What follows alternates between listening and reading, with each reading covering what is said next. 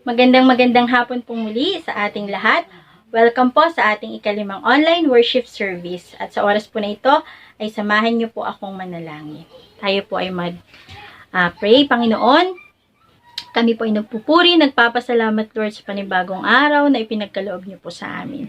Dalangin po namin, Panginoon, as we worship you today, patuloy na ikaw po ang mabigyan namin ng pinakamataas na kapupurihan at kaluwalhatian. Salamat po muli, Panginoon. Ito po ang aming panalangin sa pangalan ng Panginoong Hesus. Amen. Sabay-sabay po nating papurihan, pasalamatan, awitan ang ating Panginoong Hesus.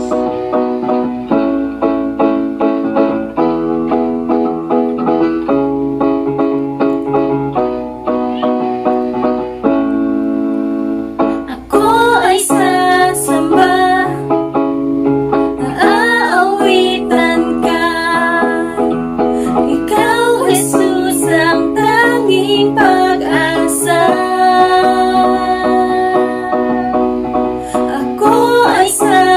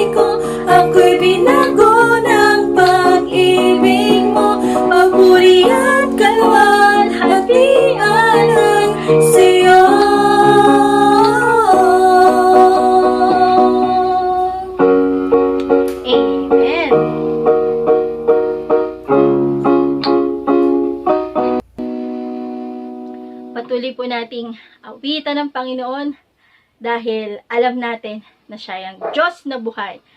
Hindi siya nanatiling patay, bagkus after 3 days, siya ay muling nabuhay. At yun yung pinanampalataya na natin. Kaya malaki yung pagtitiwala natin sa ating Panginoon.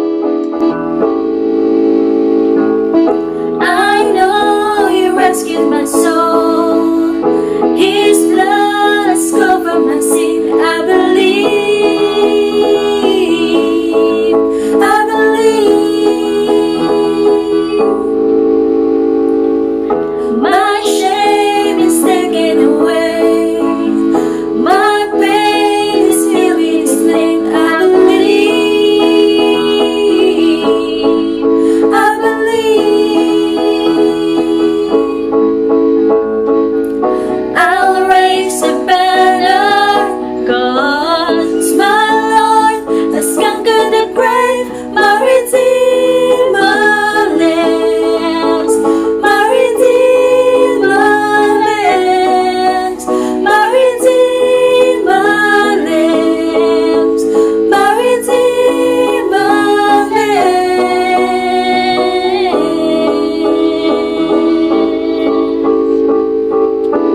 Hallelujah. I know you rescued my soul. His blood has covered my sin. I believe. I believe. My shame is taken away. My pain is healed in His name. I believe. I believe. I'll raise a banner, 'cause my Lord has conquered the grave. My Redeemer lives. My Redeemer lives. My Redeemer lives. My Redeemer lives. You lift my burden. I'll rise with you. I'm dancing on this mountain top to see your kingdom come. You lift my burden. I'll rise with you. I'm dancing on this mountain top to see your kingdom come. My Redeemer lives. My Redeemer lives. My Redeemer lives. My Redeemer lives. My Redeemer lives. My Redeemer lives. My Redeemer lives. My Redeemer lives. My Redeemer lives. My Redeemer lives. My Redeemer lives. My Redeemer lives.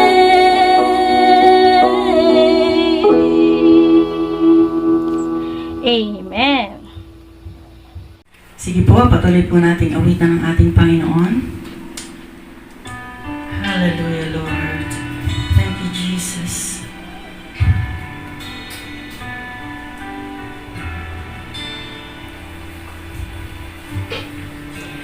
Thank you for the cross, Lord. Thank you for the price you paid, bearing all my sin and shame. In love you came and gave amazing grace. Thank you for this love, Lord. Thank you for the nail-pierced. Wash me in your cleansing flow. Now all I know, your forgiveness and embrace. Worthy is the Lamb, seated on the throne. Crown you now with many crowns. You reign victorious. High and lifted up, Jesus, Son of God. Darling of heaven crucified,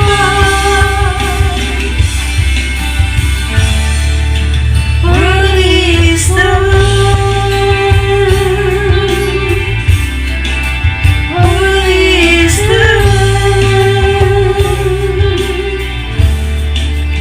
Thank you for the cross, Lord. Thank you for the price you paid, bearing all my sin and shame. In love you gave amazing grace. Thank you for this love, Lord. Thank you for the nail-pierced hands. Wash me in your cleansing flow. Now all I know, your forgiveness and embrace.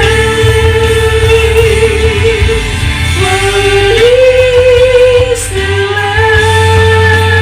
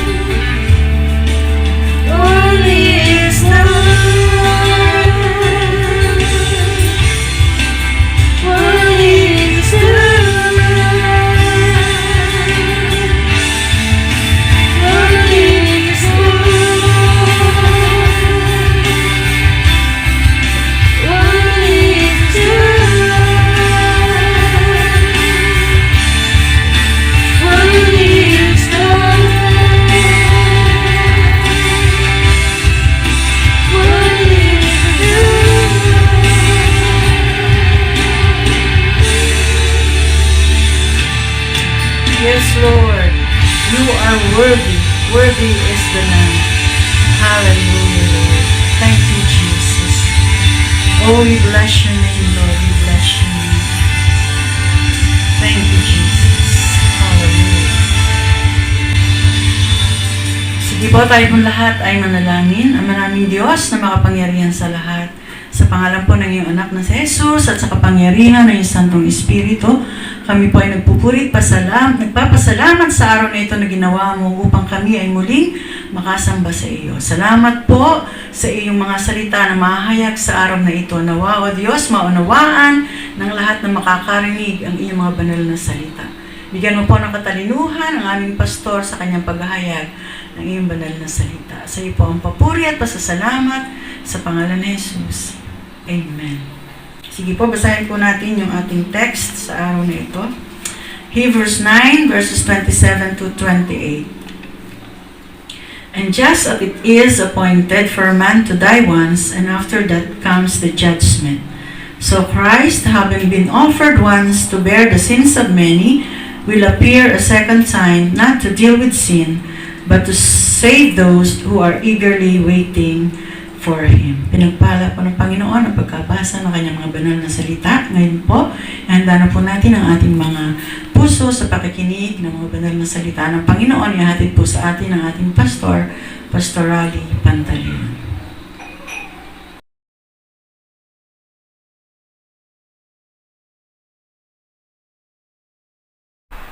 Ipapatuloy po ang ECQ sa ating bansa.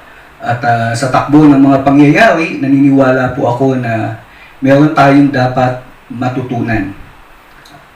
At narito po yung isang bagay na gusto kong i-share na natutunan, na sinasang-ayunan ko at natutunan ng marami. Ito po ay merong caption na Lessons Learned in Corona Pandemic. So una, virus can be more destructive than nuclear weapons and wars. No? Kita po natin, ang nuclear weapon, pag sumabog, nandun lang sa isang lugar. Pero itong virus, sa pagkalat niya, buong mundo ang naapektuhan.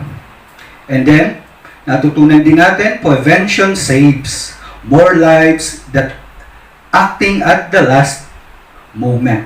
So, kita po natin na ang Italy at ang bansa po natin, halos sabay po tayo na nagkaroon ng pagpasok ng virus. Ngunit ang bansa po natin ay nagkaroon ng maagap na lockdown. At dahil po dito, kita po natin masyadong madami ang naapektuhan dun sa bansang Italy at sa atin po ay na-minimize. So, prevention, it is better, it saves life. And then, washing hands actually works. Dati po, binabaliwala natin ang paghuhugas ng kamay, pero ngayon po, napatunayan natin na nagliligtas ng buhay ang paghuhugas ng kamay. Isa pa, you should be willing to trade some of your freedom for the greater good of the public. So, kita po natin na kasi nga po, yung kaaway natin na virus, hindi nakikita. So, may posibilidad na ito'y taglay ng mga taong nakakasalamuhan natin. At kamukat-mukat, baka mamaya, nasa atin na pala yun. Kaya po, napakaganda na magkaroon ng yung social distancing. So, ina-apply po ito para mapigilan ang paglaganap ng virus. And then, when lockdown was announced, none of us rushed to buy luxury goods, but all rush to buy food, milk, and vegetables. At ang huli po na matututunan natin, yung kamatayan, nangingibabaw pa rin. Death does not distinguish race, color, or social status. At sa kasalukuyan po, no, sa panahon po na sa araw na ito, no, halos sa bansa po natin ay mayroong 5,878 confirmed na naapektuhan na ng virus. Mayroong 387 deaths, 487 naman ang naka-recover. And sa buong mundo po, ang sabi po, ang report po sa atin ay nasa 2 milyon mahigit na ang naapektuhan. At nasa 146,898 ang nangamatay na. At meron pong lagpas sa kalahating milyon ang naka-recover. So sa takbo po ng mga pangyayaring yan, kita po natin kung paano ang kamatayan ay nakakaapekto sa maraming mga tao. At kaya nga natatakot ang madami dito sa paglaganap ng virus dahil talagang itong virus na to ay nakamamatay. Pero sa kasaysayan ng mundo, meron pong nagtagumpay sa kamatayan. At etong pagtatagumpay sa kamatayan, nais niya na ipaalam sa atin at ito pong karanasan ng tagumpay sa kamatayan, maaari rin nating matanggap. Gusto mo bang matanggap itong tagumpay sa kamatayan? At ito po'y naganap sa cross ni Kristo. Kaya sa pag-aaral po natin, pag-aaralan natin, defeat of death at the cross of Christ. At gagamitin ko po ang talata sa aklat ng Hebreo, chapter 9, verses 27 to 28. Bago po tayo magpatuloy, hingi tayo ng gabay sa ating Panginoon. Manalangin po tayo. Amang banal na makapangyarihan sa lahat, nagpupuri kami at nagpapasalamat sa pagkakataong ito dahil muli kami ay pinagsama-sama mo sa isang online worship service. Batid namin na ikaw ay kasama namin dahil ang pagtitipon na ito ay para sa iyo. Ang pagtitipon na ito ay kapahayagan ng aming pagsamba sa iyo. At dahil ikaw ay narito, batid namin sa bawat nakikinig ngayon, maaari kang kumilos sa buhay ng bawat isa. Aktibo at malaya ka na kumikilos sa buhay ng mga tao na handang makinig sa iyo, matuto mula sa iyong salita. Gamitin mo ang iyong lingkod upang ipahayag ng may katapangan ang mga katotohanan mula sa iyong mga salita. Dalangin ko na ang pangalan mo ay maitaas at ang iyong mga salita, ang liwanag ng katotohanan ay mahayag sa aming kalagitnaan. Ito po ang dalangin ko sa ngalan ng Panginoong Jesucristo. Lahat tayo magsabi ng Amen. Ito pong pag-aaral na ginawa ko sa aklat ng Hebreo, chapter 9, verse 27 to 28, makikita po natin. Ito po ang nakasulat. And just as it is appointed for man to die once, and after that comes judgment. So, Christ, having been offered once to bear the sins of many, will appear a second time, not to deal with sin, but to save those who are eagerly waiting for Him. So, mula po sa talatang ito, makikita po natin anong relasyon ng tao sa kamatayan. At titingnan din po natin anong relasyon ni Kristo sa kamatayan. Sa verse 27, makikita natin diyan na ang kamatayan ay isang sumpa. No, kung titingnan natin ang Biblia, ipinapakita sa atin na ang kamatayan ay sumpa. At ito yung tinatawag nating kabayaran ng kasalanan or penalty of sin. Ang ikalawang bahagi naman, death in relation to Christ. Sa verse 28, napahapyawan dyan o pinakita dyan yung first coming ng Panginoong Jesus, no? Nung unang pagdating niya. At tinalakay din dyan yung ikalawang pagdating ng ating Panginoong Jesus, no? Yung second coming. Sa first coming, makikita natin na hinarap ni Jesucristo itong kamatayan. He dealt on death at the cross. At ito po'y ginawa niya as payment for sin. Sa second coming, makikita natin yung defeat by Christ over death. At dito po makikita natin yung provision for saints.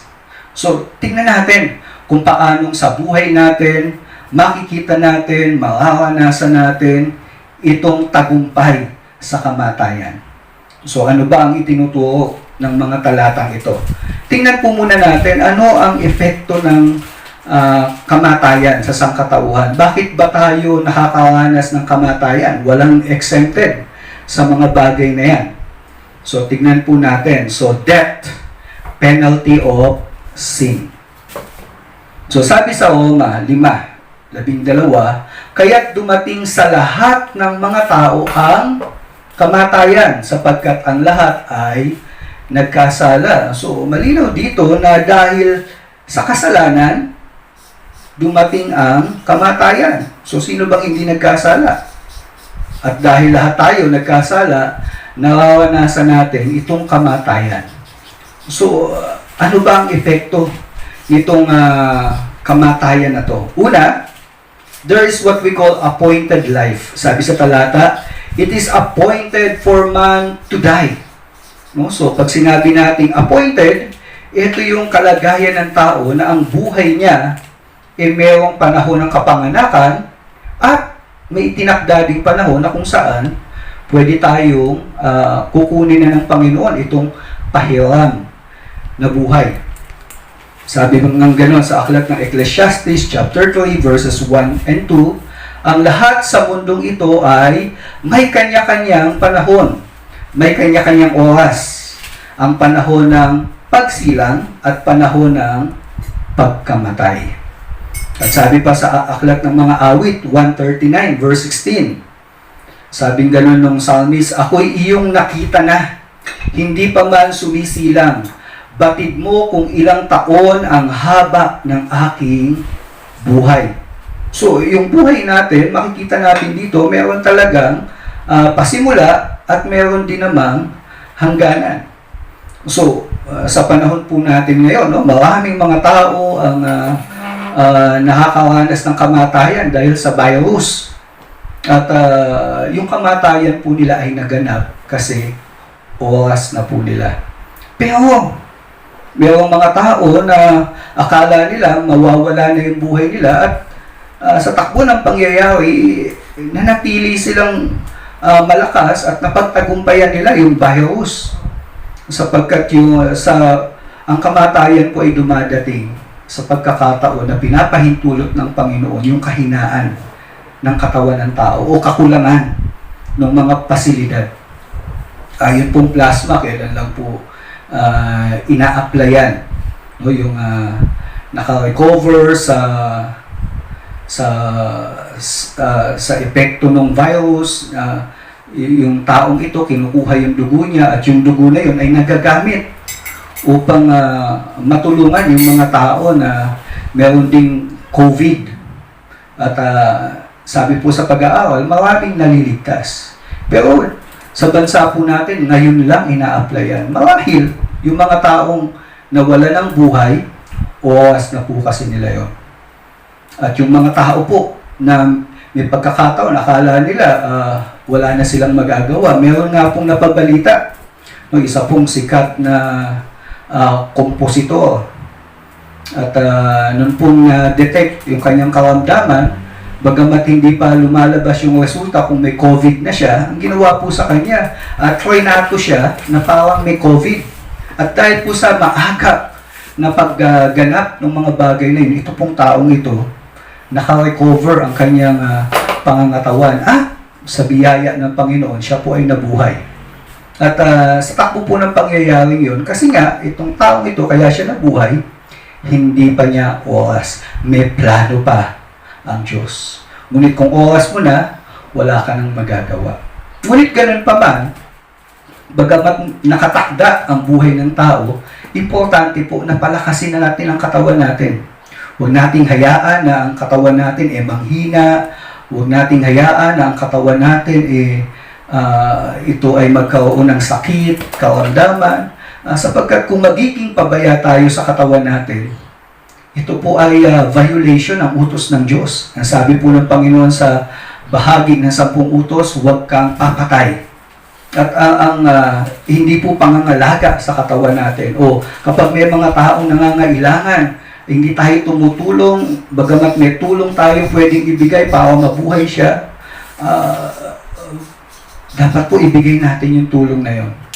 Sapagkat importante po na nangangalaga tayo sa buhay. So, Oo, nakatakda ang kamatayan. At hindi po natin dapat isipin kung kailan dadating yon. Ang isipin po natin, dapat mabuhay tayo. So, sikapin po natin na tumulong. At sikapin natin na mabuhay tayo ng maayos. Kung meron pong appointed life, meron din pong allotted life. No, ang man to die once. At ito pong pananaw na to ay sinisira po niya yung kaisipan na ang tao, pag namatay, siya ay lilipat sa ibang uri ng buhay o yung tinatawag nating reincarnation. Ang Biblia po malinaw, walang reincarnation. Isang beses lang po mabubuhay ang tao. At dahil isang beses lang tayo mabubuhay, napakahalaga na pahalagahan natin kung anong meron tayo ngayon. Yung mga mahal natin sa buhay, yung mga taong kasalamuhan natin, ibigay na natin yung best natin para mahalin sila, unawain sila, makisalamuhan sa kanila. Napakahalaga na yung buhay na bagamat iisa, ito po ay pahalagahan natin, ingatan natin. At yan po ay isang bagay na kalugod-lugod sa harapan ng ating Panginoon. Kasi nga po, isang beses lang ang buhay. Ayon dun sa talata. Sa Genesis chapter 3 verse 19, sa pagod at pawis, pagkain mo'y manggagaling, maghihirap ka hanggang sa malibing. Dahil sa alabok, doon ka nang galing, sa lupang alabok ay babalik ka rin. So malinaw, isang beses lang ang buhay. So sa alabok tayo galing, sa alabok din tayo babalik. Ang pangatlong bagay na matututunan natin dito sa talata, meron tayong accountable life. Sabing ganoon, after death comes judgment. So dito yung pananaw na ang tao pag namatay, tapos na lahat. No, meron po kasing paniniwala na ang lahat daw ng bagay material. No, pag namatay ka, tapos na lahat. Hindi po totoo 'yon. Sapagkat ang buhay ng taong namatay nagpapatuloy sa tinatawag nating kabilang buhay. At doon sa kabilang buhay, hinahatulan yung isang tao. Humaharap siya sa kanyang manlilikha. At doon, ipinagsusulit niya yung mga bagay na ginawa niya habang siya ay nandito sa lupa. So sabi gano'n sa aklat ng Ecclesiastes chapter 12, 13 to 14. Sa kabila ng lahat ng ito, isa lamang ang aking masasabi. Matakot ka sa Diyos at sundin mo ang kanyang mga utos, pagkat ito ang buong katungkulan ng tao. Ano po mapapansin natin? Anong katungkulan ng tao? Matakot sa Diyos.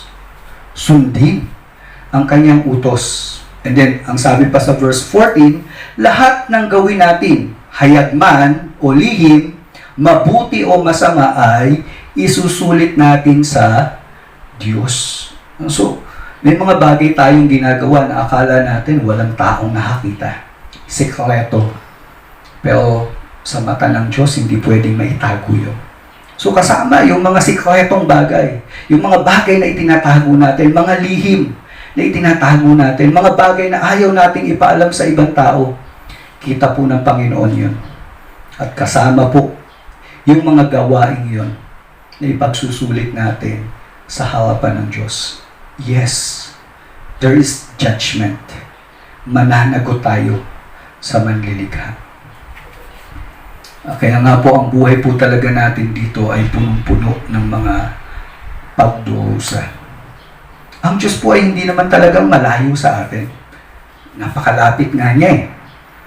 Sabing gano'n sa Isaiah 59, sa verse 1, si Yahweh ay laging malakas upang iligtas ka. Hindi siya bingit. Ang daing mo ay diringgin niya. So, kita natin dito na ang Panginoon, yung katangian niya bilang malakas, yung katangian niya na nakikipag-ugnayan sa tao, na oo naman. Kaya lang ano ang problema? Tila ba may pagkakataon na parang ang layo ng Diyos. Sinabi po yan sa talatang 2. Ngunit ang sala mo ang nagiging dahilan, kaya di marinig ang dalangin mo, at siya ring dahilan sa paglalayo ninyo. So sa pagkakataong ito, makikita natin na ang dahilan kung bakit parang ang layo ng Diyos, tila ba hindi nakikinig ang Diyos sa panalangin natin? Malinaw po yung sabi sa talata, dahil sa mga kasalanan natin. So ang kasalanan na nagagawa natin, minsan binabaliwala natin, pero nakakaapekto pala ito sa buhay natin. Kasi ito ang naglalayo sa atin sa Diyos. Pinabayaan ba tayo ng Diyos sa ganyang kalagayan? Makikita po natin yung pawaan ng Diyos upang abutin ang mga taong makasalanan. Hindi niya tayo pinabayaan. Because God dealt on sin. No, ipinadala niya ang kanyang kaisa-isang anak. So itong ikalawang bahagi, yung payment for sin, ang makikita natin. At dito sa payment of sin, dalawang bagay ang titingnan natin. Una, mayroong tinatawag na eternal sacrifice. Christ having been offered once. Ang lumang tipan, yung Bible po sa lumang tipan, yung mga gawain na itinuro ng Diyos sa mga Israelita, ito po ay mga pamamaraan at anino ng mga bagay na dapat gawin sa pagbibigay solusyon sa kalagayan ng tao sa kanyang pakikipagrelasyon sa Diyos. At sa lumang tipan, ang tao pagka nagkasala, yung bayan niya pag nagkasala, mayroong requirement na mag-aalay sila.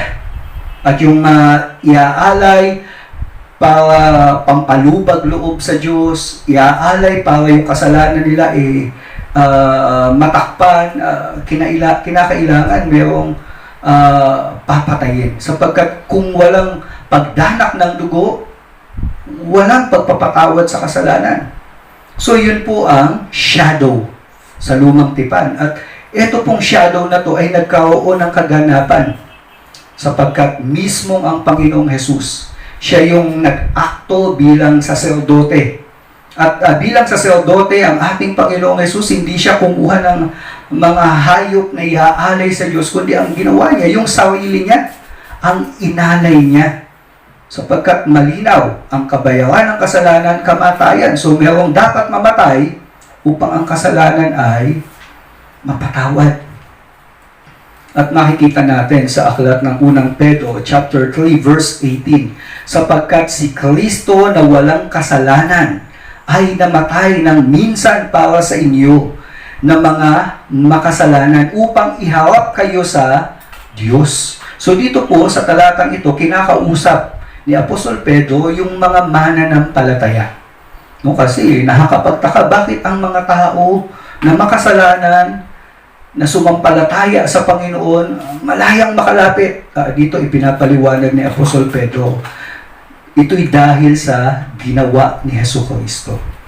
At bakit katanggap-tanggap ang alay na buhay ng Panginoong Hesus? Kasi ang Panginoong Hesus walang kasalanan.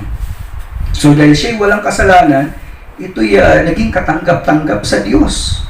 Tandaan po natin, walang ibang pwedeng ihain upang makapag-alis ng kasalanan. Dapat ang ihain sa Diyos para maalis ang kasalanan, dapat una siya ay tao. Kaya nga ang Panginoong Hesus, kinailangan niya na maging tao. At kailangan banal. At ang Panginoong Hesus, yung kabanalang taglay niya ay kabanalan na kapantay ng Diyos. Kaya ito ay hindi tinanggihan ng Diyos na kung saan sa Diyos tayo ay nagkasala. Kaya nga, yung kamatayan ng Panginoong Hesus, ito'y inalay niya sa Diyos na kung saan ang tao ay nagkasala. At ito ay minsan niya lang ginawa. At hindi na kailangan ulit-ulitin. No, kamakailan, inaalala yung kamatayan at pagkabuhay na muli ng Panginoon. Inaalala lang po natin yun, ngunit hindi na po ito nagaganap. Sapagkat ang Panginoong Hesus, nung inalay niya ang kanyang sarili, minsan lamang po yun. Sapagkat yung ginawa ng Panginoong Hesus is an eternal sacrifice. Kumbaga, ang naapektuhan ng kamatayan ng Panginoon, hindi lang yung nung panahong namatay siya, o yung darating, kundi maging yung nanampalataya sa Panginoong Jesus nung hindi pa siya ipinapanganak sa lupa, na apektuhan din ang kanyang kamatayan, kaya nga eternal. Tandaan po natin, ang kasalanan, hindi yan maaalis ng mabubuting gawa natin, sapagkat ang kasalanan ay isang eternal na bagay. Ang kasalanan ay nagawa natin o na-offend natin yung eternal na Diyos. So, tayo bilang tao, yung gawa nating mabuti, hindi sapat yan. Sapagkat yung ginawa natin, gaano kalahaba ba buhay natin? Hindi sapat na pang-alis ng kasalanan. Ngunit ang namatay sa krus, siya ay tao, pero siya din po ay Diyos. Kaya yung ginawa niya ay mayroong eternal consequence. Kaya nakapag-alis ng kasalanan, at ito po ay epektibo o effectual sacrifice. He bear the sins of many. So kita po natin dito, yung ginawa ng Panginoong Yesus ayon sa Isaiah chapter 53 verse 12. Ito po ay propesiya. Hindi pa pinapanganak ang Panginoong Yesus, pero ito daw po ang gagawin ng Panginoong Yesus, sabi ni Isaiah, sapagkat kanyang ibinuhos ang kanyang kaluluwa sa kamatayan at ibinilang na kasama ng mga lumalabag. Gayon may pinasa niya ang kasalanan ng marami at namagitan para sa mga lumalabag. So ang Panginoong Jesus, hindi siya gumawa ng kasalanan. Wala siyang kasalanang nagawa. Ngunit yung parusa para sa kasalanan, yun yung tinanggap niya. Siya ang pinarusahan para dito. Kaya nga po ang tawag natin sa Panginoong Jesus, manunubos. Wala siyang kasalanan, pero yung kasalanan ng mga tutubusin niya, yung kasalanan ng mga ililigtas niya, pinagdusaan niya doon sa krus ng Kalbaryo. Kaya nga po makikita natin dito na ang Panginoong Jesus, He became a sacrifice. If you want to see what judgment looks like, go to the cross. Huwag po nating isipin na ang kasalanan natin babaliwalain ng Diyos. Ngayon po, maraming lumalabag sa ating quarantine ordinances. Lahat pong yun paparusahan. Pero mayroong makakalusot siguro kasi batas ng tao yun. Pero sa batas ng Diyos, wala pong makakaligtas. Paparusahan po ang lahat ng nagkasala. Kung ang Panginoong Jesus hinatulan, pinarusahan, kung hindi mapapa sa atin yung pagtubos ng Panginoong Jesus, tandaan natin, paparusahan din tayo ng Diyos. Kung yung mismong anak niya nagdusa ng kamatayan, nakaranas ng pagkahiwalay sa Diyos Ama. Kaya nga po ang Panginoong Jesus, nung siya'y nakapako, isa sa sinabi niya, Diyos ko, bakit mo ko pinabayaan? Nagkaroon ng separation. At ito pong kawanasan ng Panginoong Jesus ay kawanasan ng tulad sa kawanasan sa impyerno. Sapagkat maski kailan itong ikalawang persona ng Diyos, hindi siya napahiwalay sa kanyang Ama. Ngunit, para tubusin ang mga makasalanan, kinailangang pagdusaan ng Panginoong Jesus ang kamatayan. And that means separation. At ito yung naranasan ng Panginoong Jesus. So, at the cross, there is judgment. But at the same time, at the cross, there is what we call love. Ang Diyos pwedeng mabuhay maski walang tao. Ang anghel na po, nung nagkasala, hindi nagbigay ang Panginoon ng manunubos para sa kanila. Nanatili silang makasalanan at nakatakda na silang pausahan at ngayon po nagdurusa na itong mga ito sapagkat hindi na sila tinanggap sa langit. At darating ang takdang panahon, itatapon sila sa dagat-dagatang apoy ng impyerno. Ngunit, ang sangkatauhan na nagkasala, ang Diyos po ay nangako ng tagapagligtas. At dumating ang tagapagligtas sa katauhan ng Panginoong Hesukristo. Ito po yung pag-ibig.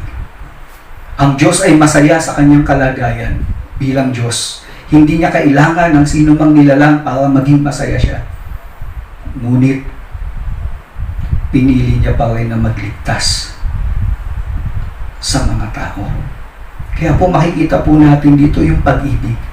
Ang pag-ibig po, hindi siya kumukuha ng kapakinabangan sa minamahal. Hindi po yun ang intention niya, kundi ang pag-ibig nagbibigay. At doon po natin makikita na ang Diyos, ibinigay niya ang kanyang kaisa-isang anak upang ang sino mang sumampalataya, huwag mapahamak. At anong dahilan? For God so loved the world. So yan po ang cause. Paghatol, kaya ang mga taong hindi sasampalataya sa Panginoong Yesus, huwag mong isiping palalampasin ng Diyos ang kasalanan mo. Kung ang anak niya pinarusahan, ikaw pa. Ngunit, yung sasampalataya sa Kanya, makakanasan nila yung pag-ibig. Ikaw, lalapit ka ba sa Kanya ng may pagpapakumbaba upang makanasan ang kaligtasan? Sana, piliin mo yun. Sa unang Korinto, chapter 15, verses 3 to 6, makikita po natin diyan kung paano ang Panginoong Hesus naging malinaw sa mga apostol kung ano ang nangyari sa kanila, sa ating Panginoon. Sabing ganon, sapagkat ibinigay ko sa inyo una sa lahat ang akin ding tinanggap, no? Si Apostol Pablo nagsasabi nito, na si Kristo ay namatay. No? Kita nila yun eh. Pero yung kamatayan niya para sa ating mga kasalanan. Ayon sa mga kasulatan, at siya'y inilibing. At ano nangyari? Muling binuhay ng ikatlong araw ayon sa kasulatan. At siya'y nagpakita kay Cephas at pagkatapos ay sa 12, pagkatapos ay nagpakita siyang minsan sa higit na 500 kapatid. Ang pagkabuhay po ng Panginoong Hesus, hindi po ito kwento lang o kathang-isip o inimbento lang. Ang pagkabuhay po ng Panginoong Hesus ay totoong nangyari sapagkat mayroong mga saksi. At dito po nabanggit halos 500 mga tao ang nakakita sa Panginoong Hesus. At ito pong mga disipulong ito na nung una mga duwag, takot. Dumating ho yung pagkakataon na ito yung laman ng mensahe nila. Si Jesus ay buhay. At kung merong ayaw maniwala, pinagpipilitan nila na si Jesus ay buhay. At kung pagbantaan ang buhay nila, para itigil na huwag ipangawal na si Jesus ay buhay, hindi ho sila tumitigil. Maski na ang kapalit nito buhay nila, nangangaral pa rin po sila sapagkat totoo si Jesus ay buhay. Sa kasalukuyan, kami pong mga mangangaral at lahat ng mga mananampalataya, dapat pong ibigay natin itong mensaheng ito. Si Jesus ay buhay. Sapagkat totoo pong nangyari ito. Ito po'y nakatala sa kasaysayan. Sinikap itong sirain, itong katotohanan na ito. Sinikap itong pagtakpan. Ngunit, hindi sila nagtagumpay. Bakit? Sapagkat si Jesus ay nabuhay na muli. So yung unang pagdating ng ating Panginoong Jesus, namatay siya sa krus, oo.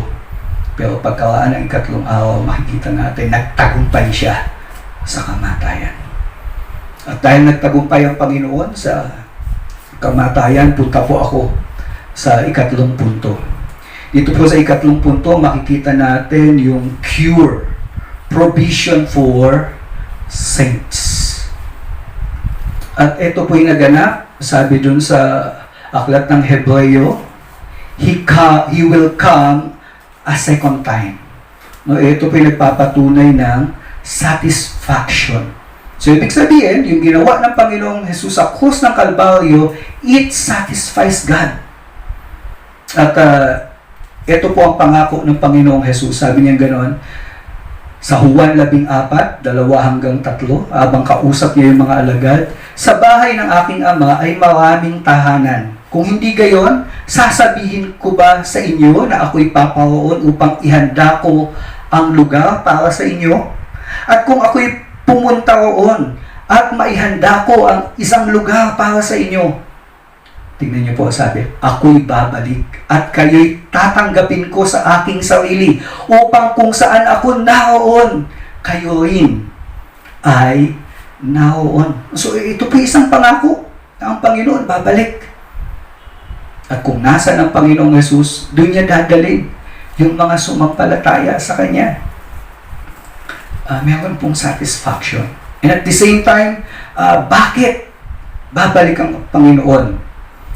Sabi pong ganon, for a purpose of salvation. He will come not to deal with sin, kasi namatay na nga po siya sa krus, but to save, upang magligtas na.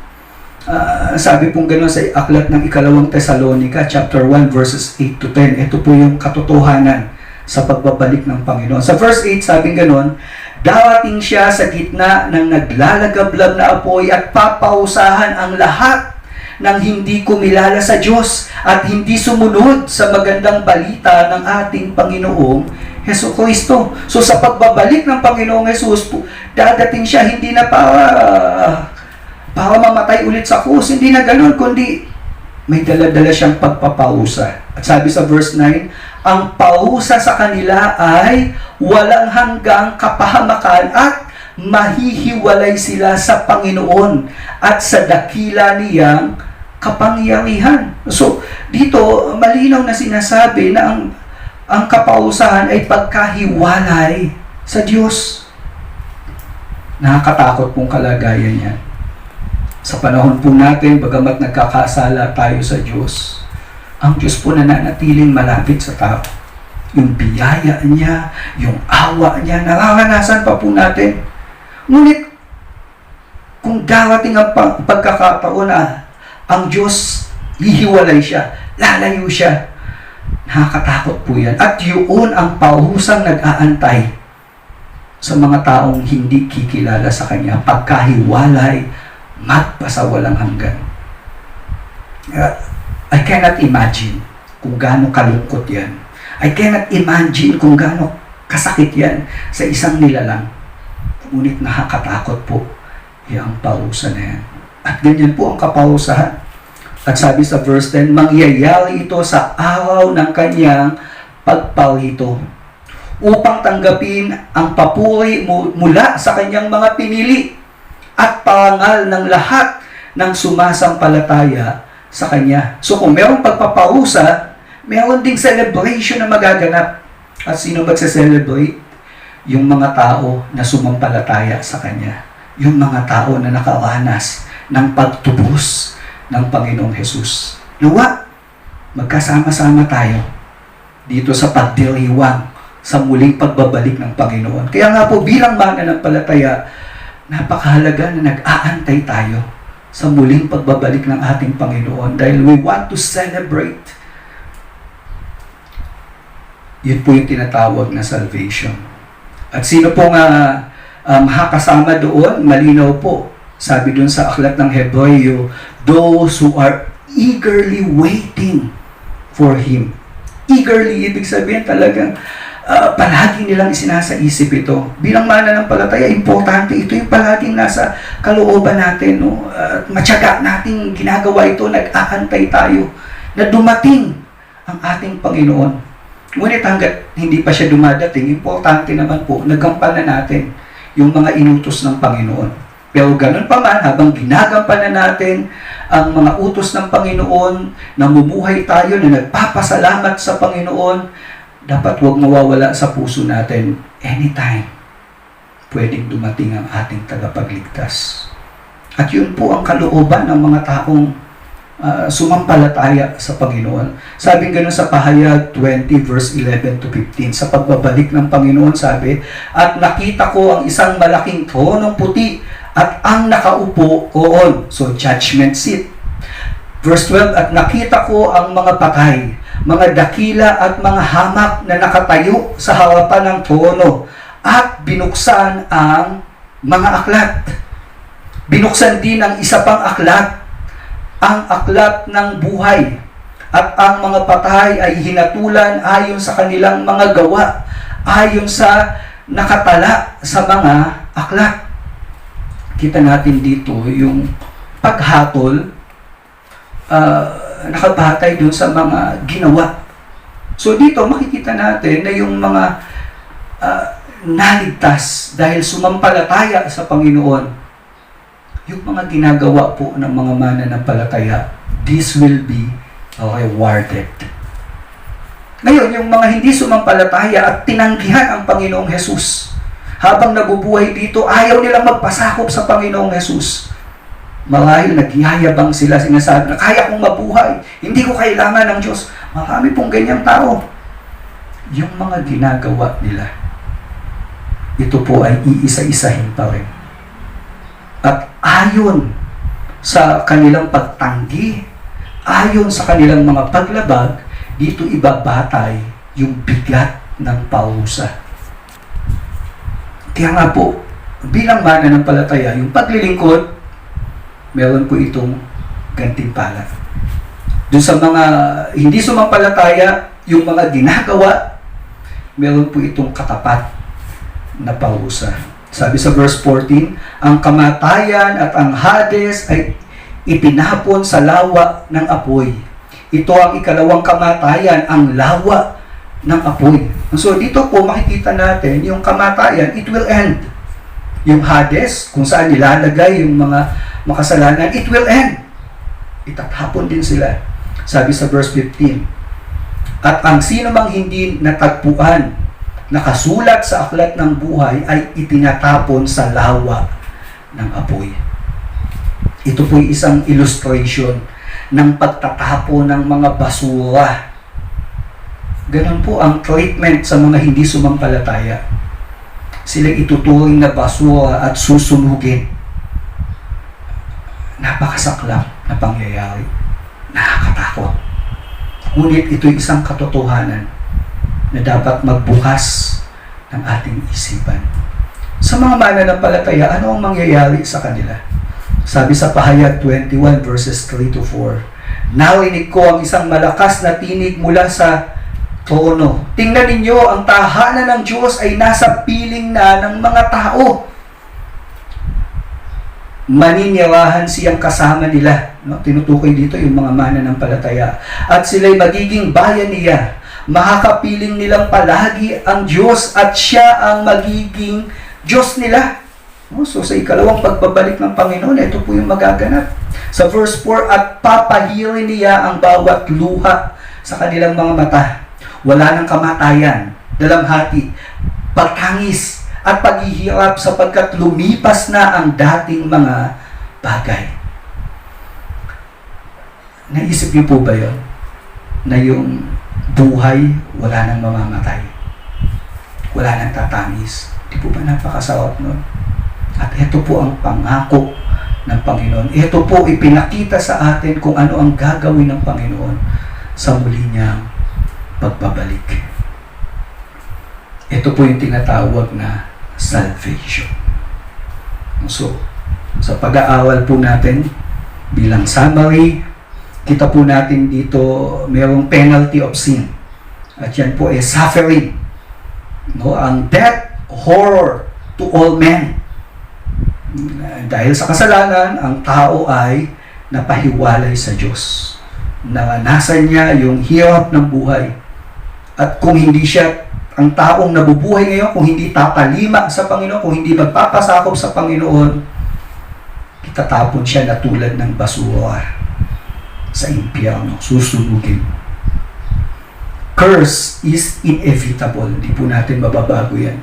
Ganyan po ang tunay na magaganap. Maging si Satanas, itatapon doon. Ang pangalawang bahagi na pinag-aralan natin, kita po natin yung pag-ibig ng Diyos. Mayroong payment for sin. At ito'y naganap sa pamamagitan ng sacrifice. God dealt on sin. At paano ito naganap? Kinailangan na ang Panginoong Jesus ay dumanas ng humiliation. At makikita po natin na ang Panginoon ibinigay ng Ama nung tayo'y makasalanan pa. Roma 5:8. Sapagkat ang tao ay nagkasala.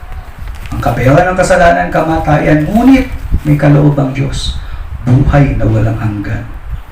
So, ang tunay na kaligtasan na kay Kristo lamang. So, kung gusto nating maligtas, cross is as indispensable. Napakahalaga po niyan. Huwag nating baliwalain. Kailangan po nating kilalanin yung nangyari sa krus. Ang pangatlo, provision for saints. Ito po yung salvation, yung kakumpletuhan ng pagliligtas.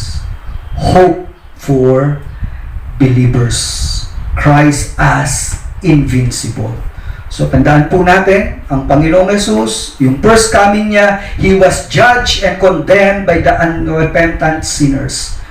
At yung second coming, He will judge and condemn, sino? The unrepentant sinner. So, ang COVID, kumpara natin kay Jesus, sa COVID, mayroong damage. Kay Jesus, mayroong healing. Sa COVID, it must be contained. Pero si Jesus, kailangan isinishare natin ito. Napakagandang balita. Ang ginawa ng Panginoong Jesus, may kaligtasan. Ang COVID, it creates fear. Pero ang Panginoong Jesus, it brings courage. Pinatatapang tayo. Ang COVID makes us weak. Pero kung kilala natin si Jesus, He gives us strength. Ang COVID, it separates. Di po ba? Yung mga may sakit, hanggang sa kamatayan, hinihiwalay yung tao dun sa kanyang mga mahal sa buhay. Pero, kung si Jesus kilala natin, it binds us.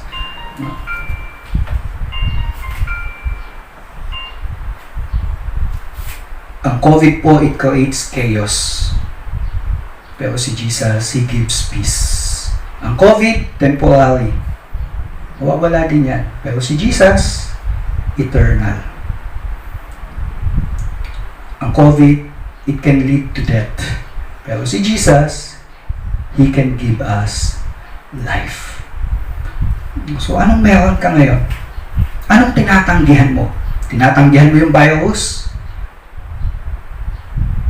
Pero kung si Jesus, tinatanggihan mo, mas nakakatakot yun. Kung si Jesus, pinaghahawi natin sa buhay natin, napakaganda po nun.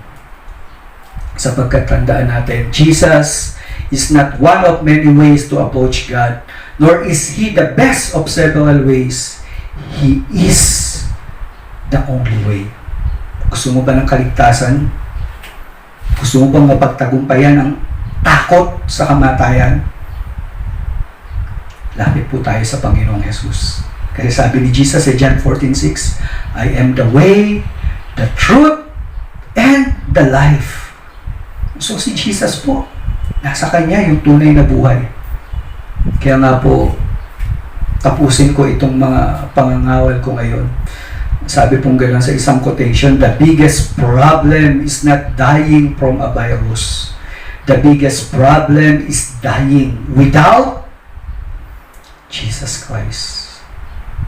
Nawa sa buhay natin, habang nandito pa tayo ngayon, yung biyaya nawa ng Panginoon ay maranasan ng bawat isa sa atin. Yung biyaya ng Diyos na magdadala sa atin sa kaunawaan at pagtanggap sa sarili natin na tayo hindi karapat-dapat sa Diyos at nangangailangan tayo ng tagapagligtas. Pagkaunawa na yung mga kasalanan natin, ito ay kaumalduman sa harapan ng Diyos. At mahalagang itigil na natin. Mahalagang ihingi natin ang tawad. Nawa po, habang bukas ang pintuan, lumapit tayo sa Diyos sa pamamagitan ni Jesucristo. Manalangin po tayo. Amang banal na makapangyarihan sa lahat, kami po ay nagpapasalamat sa dakilang pag-ibig mo. Batid namin na kami ay mga makasalanan. At dahil sa aming kasalanan, pinili namin ang lumayo sa iyo. Pinili namin na mag-rebelde sa iyo. Ngunit, mula sa banal na kasulatan, ayon sa ipinahayag ng mga saksi, ipinadala mo ang iyong anak Ipinabatid mo sa amin na siya'y namatay sa krus ng Kalbaryo. At sa kamatayan niya, tinubos ang kasalanan. Maging ang mga kasalanan ay kanyang tinubos. At ang kanyang ginawa sa krus ng Kalbaryo, ang magbebenepisyo nito ay ang sasampalataya sa kanya. Nawa, Panginoon, sa pagkakataong ito, ang sino mang naaabot ng mensahe ng pangangawal na ito, nawa matanggap niya ang kaligtasan na ikaw lang ang pwedeng magbigay. Nawa isuko niya ang kanyang buhay sa iyo. Talikuran niya ang kanyang masasamang gawi at magpasakop siya sa iyo. Dalangin ko din, Panginoon, na yung mga kapatid ko na sumampalataya sa inyo, nawa magkaroon kami ng kapanatagan. At asahan namin ang isang napakagandang bukas na nag-aantay sa mga kumilala sa iyo. Nawa panabikan namin ang muli mong pagbabalik. Dahil alam namin, anumang panahon, pwedeng bumalik ka na, Panginoon. Amang banal, salamat sa pag-asang ito. At habang hindi ka pa bumabalik, habang hindi mo pa kinukuha ang aming mga buhay, nawa bilang mananampalataya, mamuhay kami ng may paglilingkod sa iyo. Mamuhay kami na sumasamba sa iyo. Dalangin ko, Panginoon, ganun din ang gawin ng mga tao na nakarinig ng mensaheng ito na hindi pa nagsusuko ng buhay sa iyo, nawa. Sa kanilang pagsuko ng kanilang buhay, sila ay maglingkod para sa iyo. Dahil alam namin, Panginoon, dahil ikaw ay nabuhay na muli, ang lahat ng ginawa namin para sa iyo ay hindi nawawalan ng kabuluhan. Muli, salamat sa pag-asa, Panginoon. Salamat, Panginoon, dahil ikaw ay nagtagumpay sa kamatayan. At taglay namin ang pag-asang ito. Ito po ang aming samot dalangin sa ngalan ng aming Panginoong Yesus. Nagpapasalamat kami sa iyo dahil may buhay kaming pag-asa. Lahat tayo magsabi ng Amen at Amen.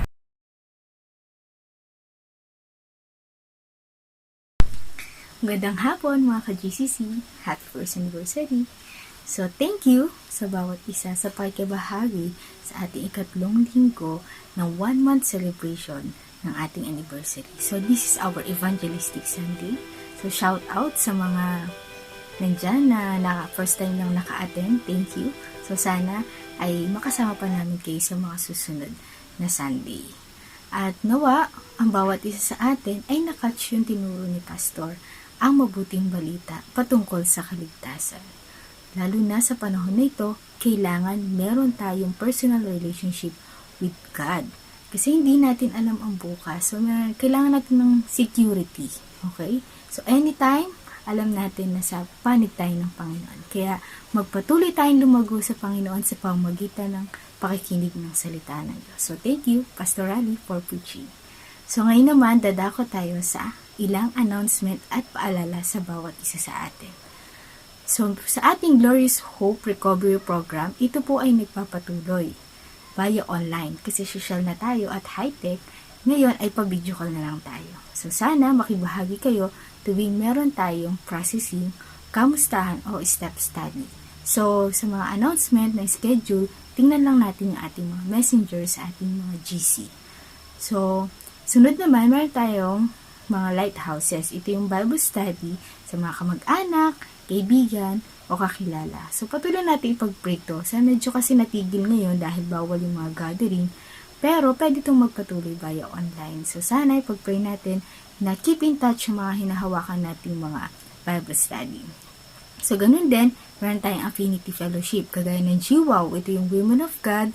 Kasama dito yung mga single, kagaya ko, married, solo parent, tsaka widow. So, sana, ang mga kababaihan ng Panginoon ay patuloy na lumago sa pamamagitan ng gantong fellowship. And then, meron tayong Daily Family Altar. So, dito, nagagather ang bawat pamilya upang makinig ng salita ng Diyos, mag-awitan at mag-reflection. So, meron tayong daily sinesend ng mga devotion, mga question guide na pwede natin gamitin. Even yung mga songs, sinesend na rin ito. So, meron na tayong araw-araw na awitan sa Panginoon. wala naman tayong ginagawa, makibahagi tayo dito. And then, meron tayong 9 o'clock prayer habit. So, ito yung 9 a.m. and 9 p.m. meron tayong ipagpe-pray. So, sinasend naman yung mga prayer concern. Thanks sa mga nagsasend dyan. And then, meron tayong prayer meeting. So, hindi lang individual prayer, meron tayong group prayer. So, ito yung family prayer. Okay. So, ito every Wednesday. Sana makibahagi kayo. Kung meron pa dyang hindi pa nagpa-participate sa ganitong prayer meeting, go lang, di ba? So, sama tayo sa panalangin sa Panginoon. And then, meron tayong online DJ sharing. So, bawat isa sa atin, meron naman tayo naka-assign na DJ. Sana mag-participate tayo dito. Lalo na yung mga kamustahan, mahalaga yan. Baka mamaya, di namin alam. Meron na pala kayong problema. So, nandito lang kami. So, mga ka-DJ dyan, mag-send lang kayo ng mga sagot nyo sa mga question na sinesend. And then, sa mga kamustahan. And then, kung gusto natin maging keep updated sa GCC, follow us on our FB page. Okay? So, Gospel Coalition Church GCC. So, lalo na sa mga first time nakapanood ngayon, kung gusto niyo pang mas makilala at lumago sa God, chat us. Okay? Nandito lang kami. Okay? So, kung may mga tanong kayo, yung kung sino man dyan, so, freely you can chat us. So, salamat sa pag-attend sa inyo. I hope ay makita ko pa kayong nanonood ulit sa mga susunod. So, watch party tayo. Okay? So, thank you. God bless. Tayo naman po mag-closing in prayer. Dakilang Diyos, salamat po sa oras na ito na kung saan ang bawat isa ay nakapakinig muli na inyong salita. It is a privilege to listen to your word. Dahil alam namin, nagbibigay ito ng kapayapaan, ng pananampalataya at pagtitiwala namin sa inyo. Nawa po, ang bawat isa ay tunay na magkaroon ng pagkakilala at paglago sa inyo, O God. Dahil alam namin sa panahong ito ng walang kasiguraduhan, kakulangan, at walang kapayapaan, kayo lamang ang sagot sa panahon na ito, O God. Kaya ang bawat isa ay pinagpe-pray ko, O God, na mas maibigay ang oras namin sa pagkakilala sa inyo. Kaya thank you po sa pag-iingat, pagpapala, mga provision niyo po sa amin. Nawa po ay magpatuloy po ang aming gawain na ito at pagpalain ng bawat isa na nagiging bahagi ng aming online service, O God. In Jesus' name, GCC, Gospel Coalition Church. Our mission is to glorify God by proclaiming the gospel until we all attain the whole measure of the fullness of Christ, sharing Christ, changing lives.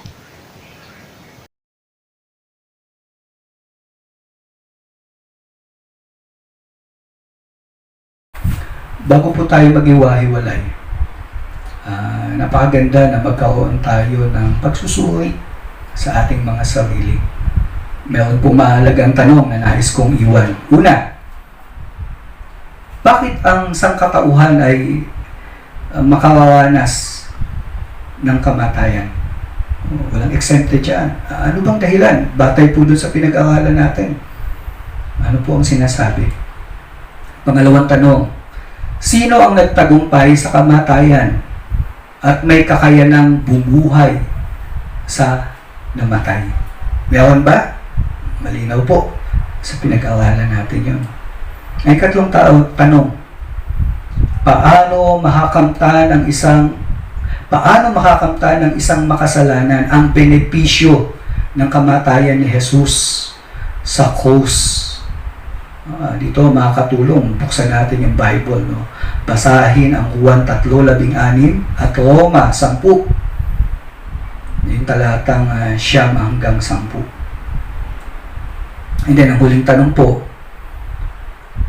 kung tinanggap mo ang regalo ng Diyos na kaligtasan, paano ka mamumuhay ng may pasasalamat para sa Kanya?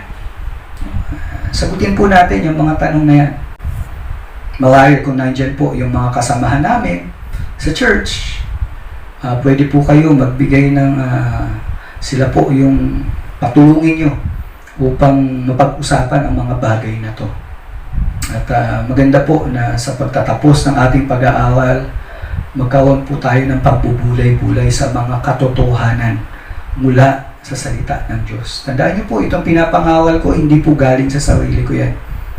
Galing po yan sa salita ng Panginoon. At yan pong salita ng Panginoon, mananatili po yung totoo. Nagbabago ang paligid.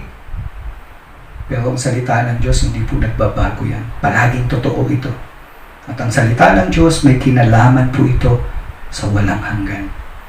Nawa po, itong katotohanan ng walang hanggan, maunawaan ng bawat isa sa atin. Sige po, tayo po ay magbulay-bulay. Sagutin po natin itong mga tanong.